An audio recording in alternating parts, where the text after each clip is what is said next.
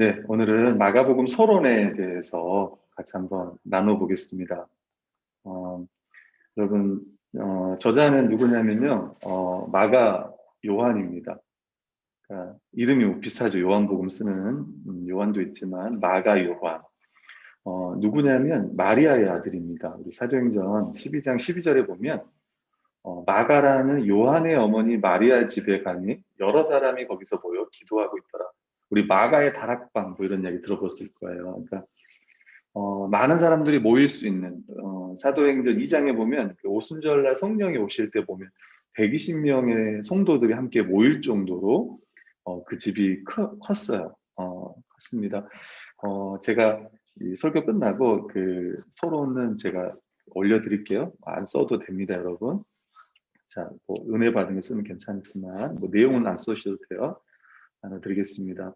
그리고 또 이 마가가 누구냐면 마가의 삼촌이 누구냐면 바나바예요. 여러분 바나바 아시나요? 뭐 위로의 아들이라고도 하고 초대교회를 잘 섬겼던 사람, 뭐 또 사도 바울을 예루살렘 교회 소개했던 사람이 누구냐면 바나바인 거예요. 그래서 마리아의 아들이고 바나바의 조카였다는 거. 그다음에 바울과 바나바와 함께 1차 선교 여행을 떠났던 자입니다. 사도행전 13장 5절에 보면요.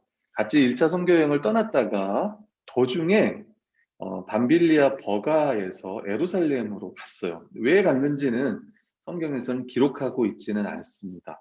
그리고 제 2차 선교 여행을 떠날 때 그때 이제 1차 선교 여행 도중에 그 바울 일행을 떠났기 때문에 난 다시 데리고 갈 수 없다. 바울이 난 데리고 갈 수 없다. 그래서 사실 바나바와 이 사건을 통해서 충돌을 하게 되는 사건도 일어나요. 그 사도행전 15장에 기록이 되어 있습니다.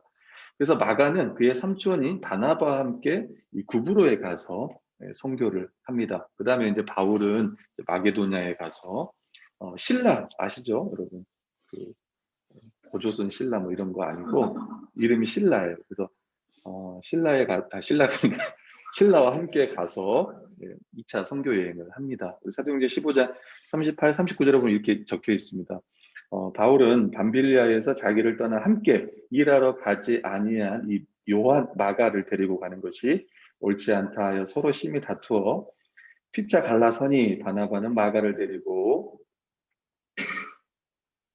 배 타고 구브로로 가고, 그러니까 구브로에 가서 선교를 했습니다.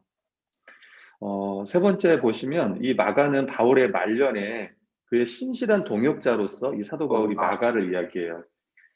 우리 디모데 4장 11절에 보면 누가만 나와 함께 있느니라 내가 올 때에 마가를 데리고 오라 그가 나의 일에 유익하느니라. 그러니까 비록 그 1차 선교 여행 때문에 서로 이제 어떤 갈등이 있었지만 그 갈등이 계속 갔던 건 아니고요. 함께 함께 그 네, 소리를 없애야 되는데 도와주세요.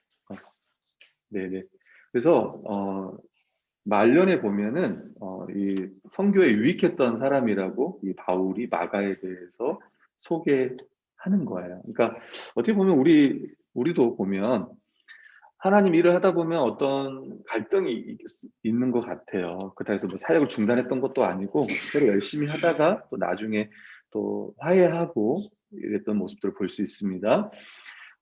그러면 이 마가가 어떤 역할을 했냐면 초대교회 교부들은 그러니까 초대교회 그러니까 사도들이 죽고 나서 이 교회를 섬겼던 사람들은 여기 교부라고 합니다. 교부. 교회 아버지라고 할 거예요. 이 교부가 father, church father이라고 할 텐데 베드로의 통역관이었습니다. 그러니까 베드로는 그 당시 뭐 로마 말이라든가 라틴어라든가 이걸 못 썼잖아요. 근데 그걸 번역하고 했던 사람, 이 수행원 역할을 누가 했냐면 마가가 한 거예요. 그래서 마가가 이 본서에 이 마가복음의 저자라고 많은 이제 교부들도 그렇게 이야기합니다. 요한 마가의 집이 예루살렘에 있었고 그가 상당한 부와 지위를 소유했던 마리아의 아들임을 아시니까 뭐 120명의 사람들이 거기에 머물 정도니까 엄청 크겠죠. 그죠? 여러분 120명이 집에 들어간다 그러면 사실 저희 교회도 한 120명이 들어올 수 있는데 다 서 있어야겠죠. 앉아 있을 수도 없고 그러니까 어마어마한 당시에 이제 그렇다고 생각할 수 있을 것 같아요. 네. 그 밑에 보시면 마가복음의 전체 내용, 여러분 1장부터 16장의 마가복음의 어떤 내용의 구조와 베드로가 했던 설교, 사도행전 10장 34, 43절이 유사해요. 보면 제가 뒤에 설명해 주겠습니다. 그래서 마가가 이 베드로가 전해준 말들에 근거하여 기록하였다는 좋은 증거가 하나의 샘플이 되게 됩니다. 사도행전에 이 베드로의 설교가 이 설교의 구조와 마가복음의 전체의 구조가 비슷한 거예요. 그리고 베드로는 마가를 자기 아들이라고 하는 걸 보면 이 베드로를 통해서 이 마가가 회심하지 않았나 이런 생각이 들어요. 5장 13절에 보면 택하심을 함께 받은 바벨론에 있는 교회가 너에게 무난하노라. 내 아들 마가도 그래요. 그러니까 사도 바울도 자기 디모데를 향해 자기 아들, 디도를 향해서 아들이라는 것처럼 이 베드로도 아들 마가 이렇게 이야기하는 진짜 아들은 아니고 아마 복음을 전해서 회심하지 않았나 그런 생각이 듭니다. 이게 이제 구조를 살펴보시면 이렇게 좀 돼요. 사도행전 10장과 마가복음을 보면 지금 우리 이미 마가복음 1장을 연구했으니까 알 거예요. 복음의 시작, 36절에 보면 복음, 성령의 임함, 그다음 38절에 보면 하나님이 나사렛 예수에게 성령과 능력을 기름 붓듯 하셨으며, 그다음에 이제 갈릴리 사역이 나와요. 1장 16절부터 8장 26절까지 우리 DBS 일권 보면, 그래서 갈릴리에서 시작돼요. 구조들 보면 또 저가 두루다니며 착한 일을 행하시고 마귀에게 눌린 모든 자를 고쳤다. 예수님의 사역이 또 치유와 귀신을 쫓는 일에 중점을 두고 있고요. 그 다음에 예루살렘에서 사역 11장 14장 마가복음에 보면 또 39절에 보면 우리는 예루살렘에서 그의 행하신 모든 일의 증인이라 39절. 그 다음에 15장 예수님이 죽으신 사건 39절 그가 저희가 나무에 달아 죽였으나 40절 예수님이 부활하심 이런 전체적인 마가복음 1장부터 16장까지 스토리가 사도행전 10장 36절 40절 그 절 안에 다 이렇게 되어 있어요. 그래서 이 저자가 그러니까 베드로의 설교를 이제 듣고 그것을 이제 마가가 마가복음을 통해서 이제 우리 그 당시 성도들에게 그리고 또 우리에게 전달했다라고 보고 있습니다. 네, 마가복음의 기록 연대를 좀 보시면 초대교회 교부 이레니우스라는 교부가 있는데요. 베드로의 제자고 통역관이었던 마가가 베드로가 죽은 65년경 후에 그의 설교를 기록하였다라고 말을 합니다. 그리고 예루살렘의 멸망, 예루살렘이 1970, 그러니까 AD 70년에 멸망을 해요. 그때 이제 그 전에 그 이전에 기록한 것으로 추정을 해요. 그래서 어떤 사람들은 이 마가복음이 언제 기록되었냐? AD 40년이다, 50년이다, 60년이다 그래요. 근데 몰라요, 사실은. 정확히는 몰라요. 근데 이제 많은 학자들은 AD 60년으로 많이 보고 있습니다. 근데 50년으로 보는 분들이 있어요. 50년으로. 이제 그게 제가 오른쪽에 쓴 유세비우스 교회사에 나온 거 보면 이분들은 좀 50년으로 사실 좀 봐요. 그래서 주 54년에 이런 걸 보면 그때 이제 그러니까 50년 이제 중반이나 50년 후반으로 보는데 이때 내용을 좀 보시면 클라우디우스 로마 황제죠. 클라우디우스 황제 시대에 우주의 섭리자이신 하나님은 위대하고 훌륭한 베드로를 로마로 인도하셔서 복음을 전파하게 하셨다. 그러나 베드로의 청중들은 단 한 번 듣는데 만족하지 않고 마가가 베드로의 수행원임을 알고 온갖 권면으로 마가에게 자신들에게 말로 전해진 가르침을 글로 기록해서 남겨달라고 마가를 설득할 때까지 숨없이 간청했다. 그래서 이것이 마가복음이라고 불리는 성경이 탄생한 원인이 되었다. 유세비우스 교회사에 보면 이제 그가 했던 이제 그 전, 그러니까 50년대 중반에 마가를 통해서 이 베드로의 설교가 기록되었다라고 이야기를 해요. 근데 사실 이제 우리 성도님들은 뭐 이게 중요한가? 그냥 50년이 기록되지 마가가 기록했으니까 우린 중요하지 않다. 그런데 중요한 것 같아요. 특별히 저는 이제 연대보다도 그 당시 로마 성도들이 이 베드로가 설교를 했잖아요. 그런데 이것을 글로 이미 들었던 설교지만 이것을 글로 옮겨달라고 글로 기록해달라고 마가를 설득할 때까지 숨없이 간청했다. 이것이 역사적인 기록에 남아 있다는 게 참 너무 이거 어제 보면서 야 그렇구나.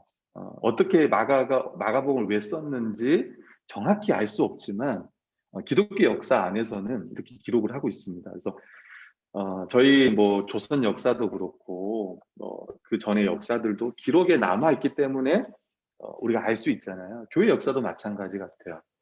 또 앞에서 교회 가서 하는 성경 연구든 또 설교든 이것들도 또 잘 기록에 남겨서 우리 다음 세대에게 전달할 책임이 있지 않겠나라는 생각이 좀 들어요. 그래서 그런 작업들을 저희가 지금 해 나가려고 하고 있습니다. 자, 세 번째는요, 마가복음의 기록 장소예요. 어딜 것 같습니까, 여러분?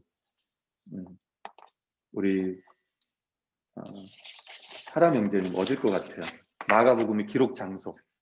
어, 네. 네, 로마. 네, 많은 사람들이 이제 로마로 이야기를 하고 있습니다.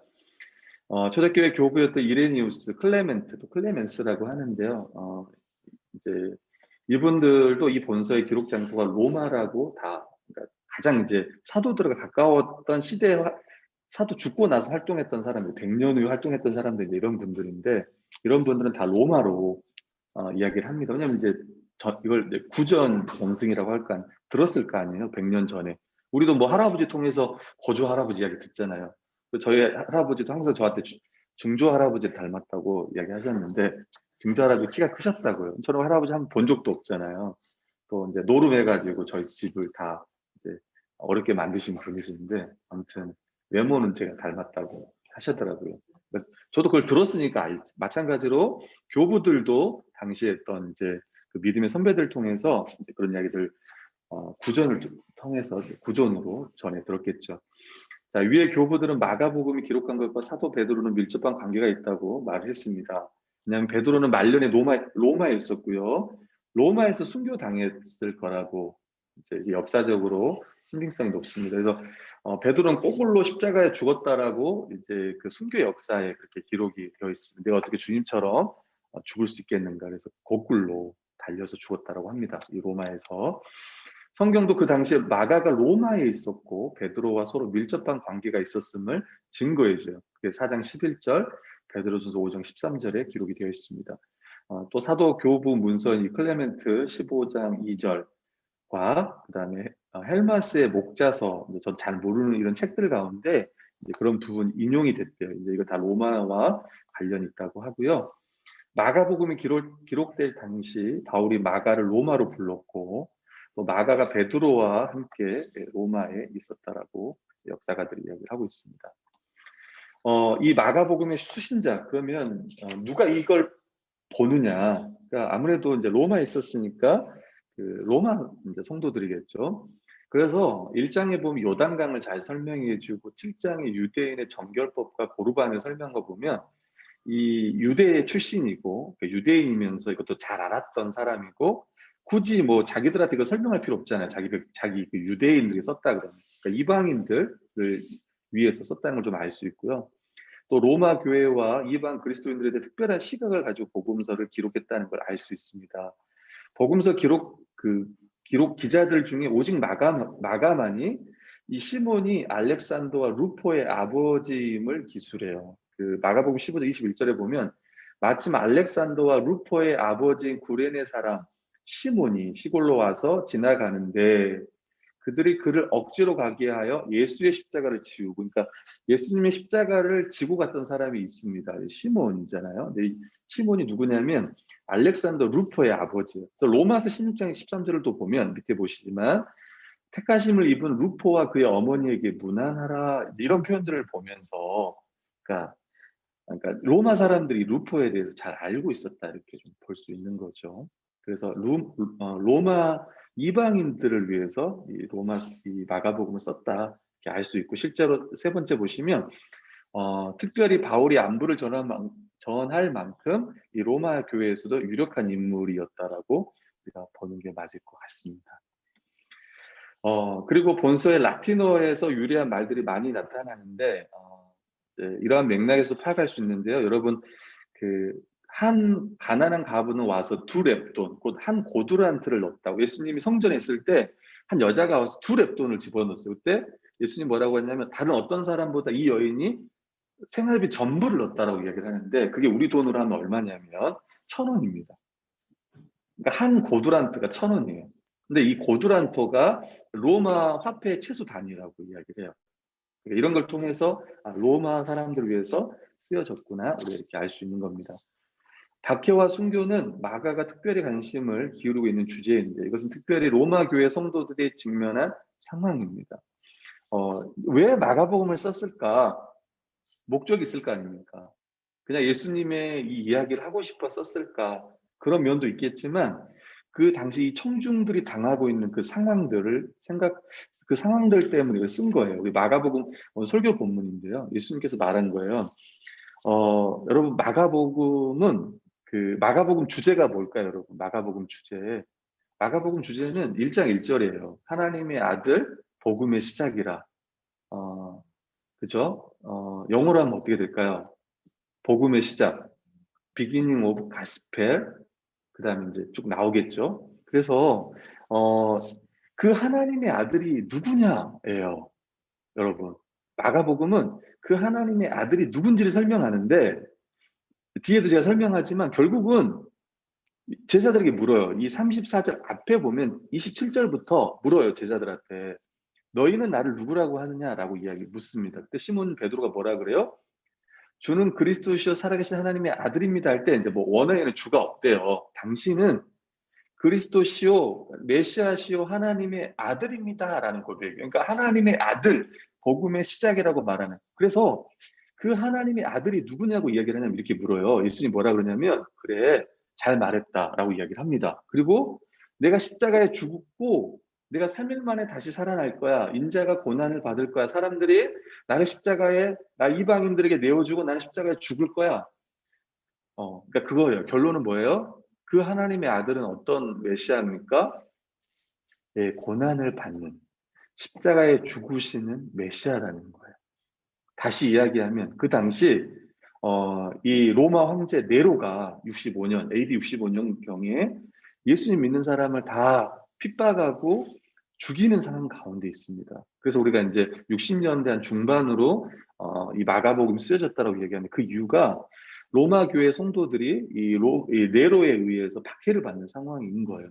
그래서 다시 한번 너희가 믿는 그리스도가 어떤 분이신지를 얘기하는 거예요. 십자가의 고난을 받는 그리스도시다. 그리고 다시 부활하신 그리스도다. 그러면서 우리가 말한 제자도에 이야기를 하는 거예요. 그게 이제 마가복음 8장 34, 38절이에요. 무리와 제자들 불러 누구든지 나를 따라오려거든 자기를 부인하고 자기 십자가를 지고 나를 따를 것이다. 누구든지 자기 목숨을 구원하고자 하면 잃을 것이다. 그러니까 그 당시에 배교의 역사들이 일어나는 거예요. 예수님 믿으면 다 죽는 시대 가운데 있는 거예요. 사자 밥으로 던져지거나 불에 타 죽거나 그런 상황입니다. 그렇지만 나와 복음을 위하여 자기 목숨을 버리면 구원할 것이다. 사람이 만일 온 천하를 얻고도 자기 목숨을 잃으면 무엇이 유익하리요? 사람이 무엇을 주고 자기 목숨과 바꾸겠느냐? 누구든지 이 음란하고 죄 많은 세대에서 나와 내 말을 부끄러워하면 인자도 자기의 영광으로 거룩한 천사들과 함께 올 때 그 사람을 부끄러워하리. 끝까지 예수 그리스도를 믿는 그 로마 성도들에게 다시 한번 끝까지 이 그리스도를 붙들고 믿음의 선한 싸움을 싸우고 절대 그리스도를 배반하지 말고 끝까지 영광스럽게 그 길을 가라고 얘기하는 거예요. 실제로 진짜 믿는 신자들은요, 한 사람도 빠짐없이 다 그 길을 갔겠죠. 신자라면 다 그 길을 갔을 거예요. 그러니까 우리가 믿는 그리스도는 그러니까 예수님께서 뒤에서 설명합니다. 이런 거예요. 이제 귀신이 여러분 1장 연구했으니까 알잖아요. 귀신이 난 당신이 누군 줄 압니다. 회당에서 말씀 전할 때 귀신이 말하잖아요. 난 당신 누군 줄 압니다. 우리를 괴롭게 하려고 오셨습니까? 라고 할 때 예수님께서 내가 누구인지 말하지 말라라고 이야기해요. 제자들에게도 내가 누구인지 말하지 말라고 이야기해요. 왜요? 메시아에 대해서 오해하니까. 그 당시에 메시아는 어떤 분이에요? 이 로마의 압제에서 자기 나라를 해방시켜줄 정치적인, 경제적인 그런 메시아. 예수님이 오병이어로 많은 사람들을 먹였을 때 예수님을 왕 삼으려고 했어요. 그러니까 이 죄 가운데서 이 고난을 통해 십자가를 통해서 우리를 구원해 주실 메시아가 아니라 실제로 우리를 잘 먹게 하고 잘 살게 하고 이런 메시아로 생각했단 말이에요. 그러니까 예수님께서는 말했단 말이에요. 말하지 말라 그랬어요. 내가 누군지 아무에게도 알리지 마라. 왜? 메시아에 대해서 오해하기 때문에. 근데 오늘날도 마찬가지예요. 예수님을 믿는데 그렇게 생각해요. 내가 정말 따라야 돼. 나의 구원자. 어떤 고난 가운데서도 그분을 의지하고 그분을 위해 살아가는, 나와 복음을 위해 살아가는, 교회를 위해 살아가는 이런 자가 그리스도를 따르는 자라고 성경은 이야기하고 있다는 거예요. 그렇기 때문에 예수님은 오해하기 때문에 이렇지 말라라고 이야기. 그리고 고난의 길을 잘 갈 수 있도록 영광스러운 고난의 길을 갈 수 있도록 이 마가복음이요 기록되어 있습니다. 그래서 이 마가의 수신자는 로마에서 고난받는 성도인 거예요. 13장 9절부터 13절 이렇게 말하는 거예요. 너희는 스스로 조심하라. 사람들이 너희를 공의에 넘겨주겠고 너희를 회당에서 매질하겠으며 나로 말미암아 너희가 권력자들과 임금들 앞에 서리니. 뭐 로마 황제일 수 있죠. 이는 그들에게 증거가 되려 함이라. 또 복음이 먼저 만국에 전파되어야 할 것입니다. 사람들이 너희를 끌어다가 넘겨줄 때 무슨 말을 할까 미리 염려하지 말고 무엇이든지 그때 너에게 주시는 그 말을 하라. 이는 너희가 아니요 성령이니라. 형제가 형제를 아버지가 자식을 죽는데 내주며 자식들이 부모를 대적하여 죽게 되는 그 당시 어떠한 이런 핍박의 역사들이 있었는지 우리는 살펴볼 수 있습니다. 또 너희가 내 이름으로 말미암아 모든 사람에게 미움을 받을 것이나 끝까지 견디는 자는 구원을 받으리라. 그래서 다시 한번 로마 교회 성도들에게 이 마가복음을 통해 소망을 주는 거예요. 더 인내할 수 있도록. 다섯 번째는 이 마가복음의 기록 목적과 배경입니다. 아까 설명했던 것처럼 이 로마 황제의 박해가 있었습니다. 또 순교에 직면하는 그 고난 속에 살아가는 성도들을 격려하며 소망 가운데 믿음을 지키도록 하기 위해서 이 마가복음이 쓰여졌던 거예요. 로마 성도들이 당하는 이 고난은요, 예수님께서 말씀하셨던 이미 이런 고난이고 또 친히 예수 그리스도가 그 길을 먼저 가셨고 또 제자로서 잘 살아갈 수 있도록 격려하는 거예요. 그리고 고난이 끝이 아니고 부활이 있다고 성경은 이 마가복음은 이야기를 하고 있습니다. 영광스러운 부활이 있기 때문에 그 고난의 길을 걸으라고 이야기를 하는 거예요. 베드로도 순교했습니다. 그리고 예수님이 승천하신 지 30년이 지났습니다. 예수님 직접 따랐던 사도들은 이 세상을 떠나 없는 시점이에요. 그럼에도 불구하고 그리스도의 고난과 그 승리를 다시 한번 기억하고 또 더 많은 이방인과 후세에게 전해야 될 이 필요가 있기 때문에 마가복음을 썼다는 것이죠. 네, 마가복음의 특징을 좀 살펴보면요. 여러분 마가복음이 최초의 복음서입니다. 그래서 마태복음과 누가복음, 우리 공관복음서라고 하는 같은 관점으로 쓰여진 공관복음서라고 하는데 거기에는요.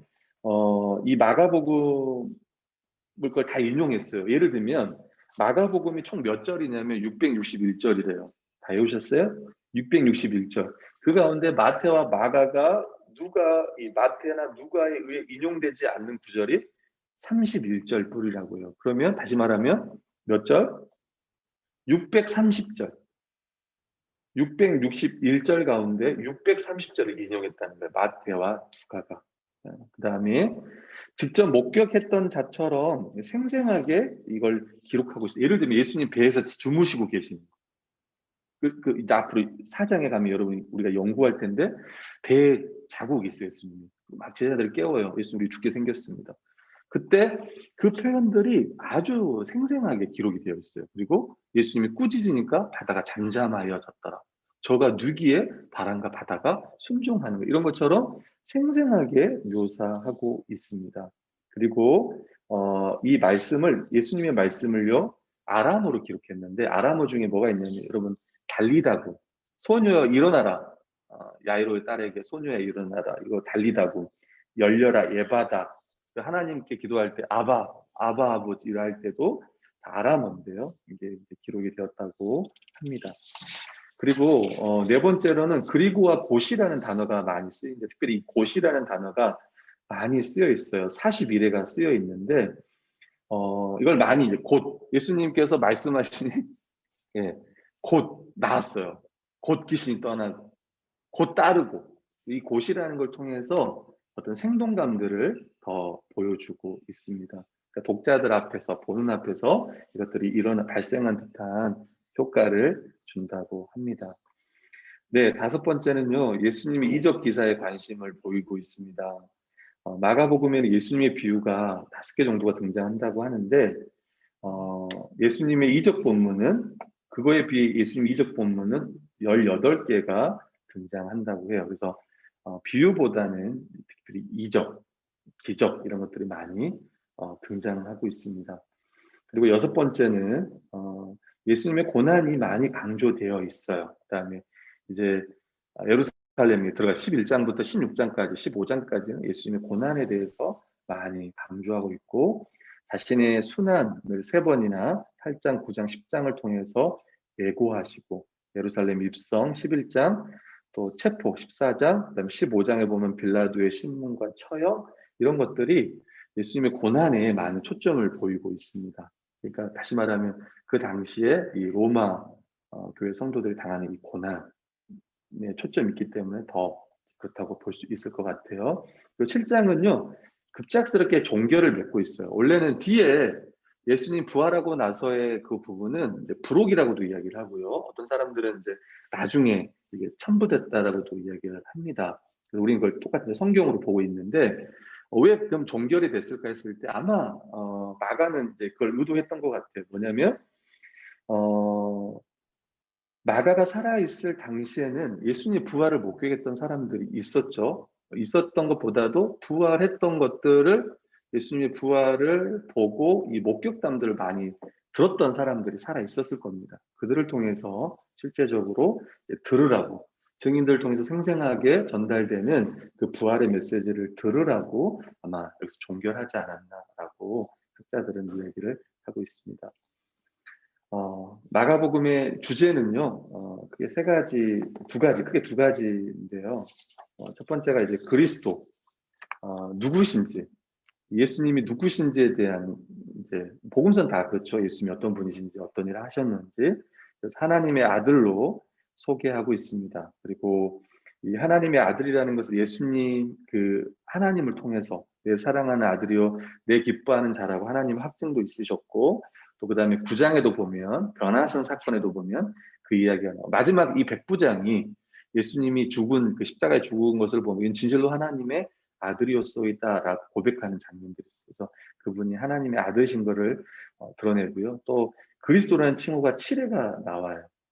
그래서 그분이 구원자, 메시아임을 더 드러내고 또 인자라는 또 표현을 통해서 구약에서 특별히 이 다니엘 7장에서 말하는 고난당하는 인자에 대해서 그리고 다시 오실 그 메시아에 대해서 인자라는 표현을 통해서 이야기하고 있습니다. 그리고 14회 이 순환과 관련하여 또 이제 꼭 잘못 점 찍혔는데 그게 인자의 칭호에 붙는 거예요. 14에 사용되었고 순환과 관련해 9회, 재림과 관련 3회에 사용이 되었습니다. 그리고 마가는 예수님의 인성을 많이 강조해요. 그러니까 뭐 배고프셨다라든가 그 다음에 불쌍히 여기셨다라든가 피곤하셨다든가 줄이신다 이런 인간의 어떤 연약함 또 인성을 체하면서 또 고난을 받으신 그래서 또 종으로서의 복음이라고도 이야기해요. 종의 복음이다. 고난받는 종의 복음이다 라고도 이야기를 합니다. 이 마가복음의 주제는 하나님 나라입니다. 14에 하나님 나라에 대해서 사용이 되었고 특별히 이 하나님 나라가 현재 임했다라는 거, 현재성이라고 말하는데요. 그게 1장 15절부터 쭉 이 비유를 통해서도 많이 강조해요. 메시아가 이 땅에 오셨다라는 거예요. 그러니까 하나님 나라가 가까이 왔다. 회개하고 복음을 믿으라고 이야기하는 것처럼 이미 하나님의 아들이신 예수 그리스도가 이 땅에 오신 거잖아요. 그러니까 즉각 복음을 믿고 그 하나님 나라에 들어가라고 예수님께서 말씀하시는 거예요. 하나님 나라에 가까이 왔으니 회개하고 복음을 믿으라. 그러니까 예수님께서 오셔서 처음 선포했던 이 복음이 하나님 나라의 복음인 거예요. 우리가 복음의 조에서 이 창조부터 쭉 시작했던 하나님 나라가 이 창조 때에 왜 이 세상을 만들었냐면 하나님 나라를 이 땅 가운데 창조하신 거죠. 그 백성이 아담과 하와였고 근데 타락으로 말미암아 이 하나님 나라가 유보가 된 거예요. 이 하나님 나라를 회복하기 위해서 예수 그리스도가 오셨고 바로 그 하나님 나라의 왕이신 그분이 제자들을 부르신 거예요. 그러니까 제자들을 불렀다는 거는 자기 백성을 삼는 거예요. 저도 옛날에 그런 거 몰랐어요. 그래서 제자를 삼는구나 이렇게 생각했지만 그게 아니라 자기 나라의 백성으로 그분의 왕이 부르는 겁니다. 그래서 이 땅 가운데서 하나님 나라의 통치를 누리는 그 복 가운데 살아가는 특별히 마가복음에 보면 마가복음 그 10장에 보면 이제 9장인가 10장에 보면 그런 표현이 있어요.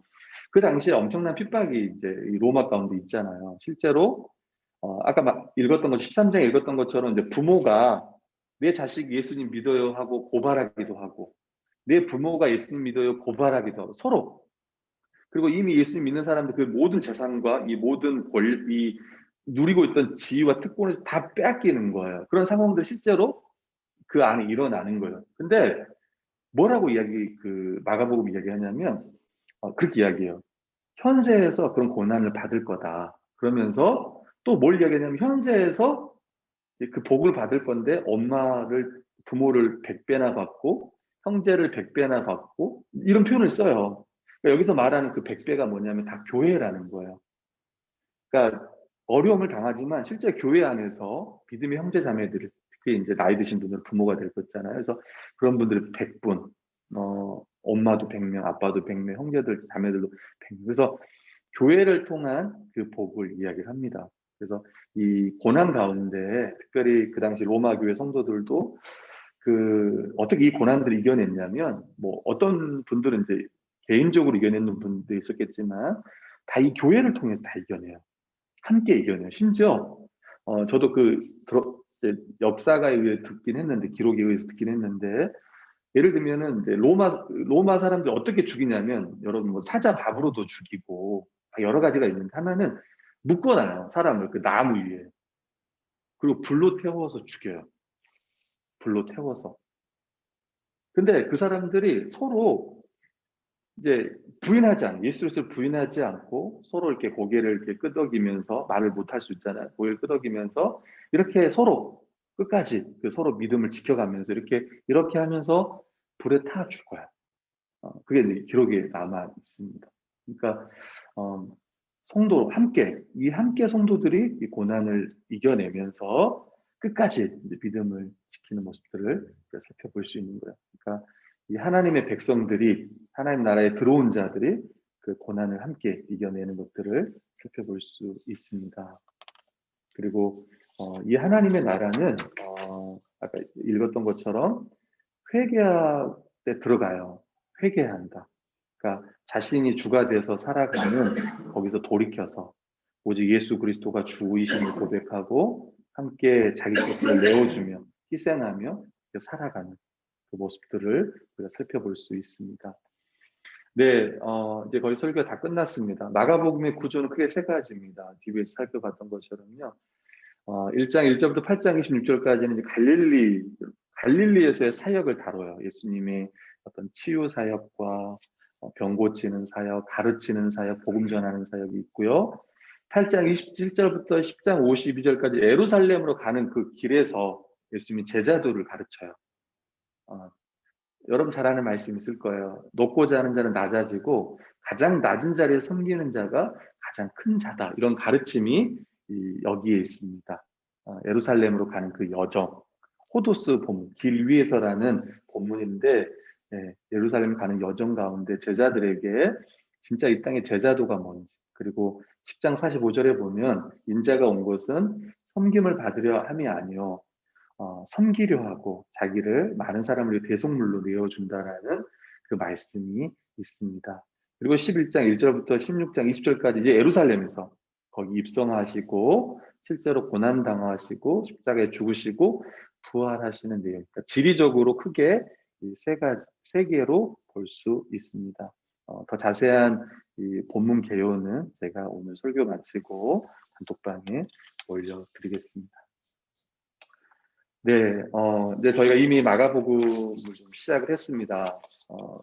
이 마가복음의 설교와 DBS에 앞서서 우리가 첫 번째는요, 마가복음 주제가 그리스도와 하나님 나라인 것처럼 이 하나님 나라와 십자가 복음에 대해서 잘 알아야 되는데 이미 잘 배웠어요. 이미 여러분 예수님 십자가에 죽으시고 성령이 오셨습니다. 그 당시 생각해 보면 이 마가복음을 쓸 당시에는 이미 성령께서 오셨어요. 그러면 막 성령의 은사와 이제 다른데 서신은 그걸 이야기하지만 마가는 보면 누구에 대해서 이야기를 하냐면 그리스도에 대해서 초점을 맞춰서 쭉 이야기를 하고 있어요. 그래서 여러분 기억해야 될 거 뭐냐면 그 복음의 핵심 그게 뭐냐면 십자가 신학이라는 거예요. 그렇지 않아요? 이미 성령은 오셨습니다. 지금 AD 60년이라 그러면 성령은 언제 오셨냐면 예수님 돌아가시고 오순절날 오셨잖아요. 50일 만에. 근데 성령에 대한 이야기를 많이 성령님의 어떤 역사 이런 것들 많이 하기보다는 예수님의 고난과 십자가에 대한 얘기를 많이 해요. 다시 이야기하면 성령님의 시대를 살았던 이 마가의 다락방, 마가의 집에 성령님이 오셨잖아요. 근데 성령님을 앞세우기보다 자신의 그 믿음의 중심에 뭘 놨냐면 이 십자가, 예수 그리스도의 십자가를 놨다는 거. 이걸 여러분 우리가 다시 한번 좀 기억할 필요가 있습니다. 이 마가의 메시지를 오늘날 우리 자신의 상황에 적용하는 것, 바로 그것을 위해 그의 복음서를 읽는 것임을 우리가 다시 한번 기억해야 돼요. 그래서 이 하나님 나라가 뭔지, 그 십자가와 이 부활이 이 복음의 중심이라는 것도 다시 한번 기억하고, 그리고 주님이 가셨던 그 길을 우리도 능히 걸어갈 수 있음도 기억하고, 그리고 마지막에 이 부활의 증인으로서 제자들이 복음을 전했던 것처럼 우리도 그 복음을 전하고 헌신하는 우리의 삶이 되어야 할 것입니다.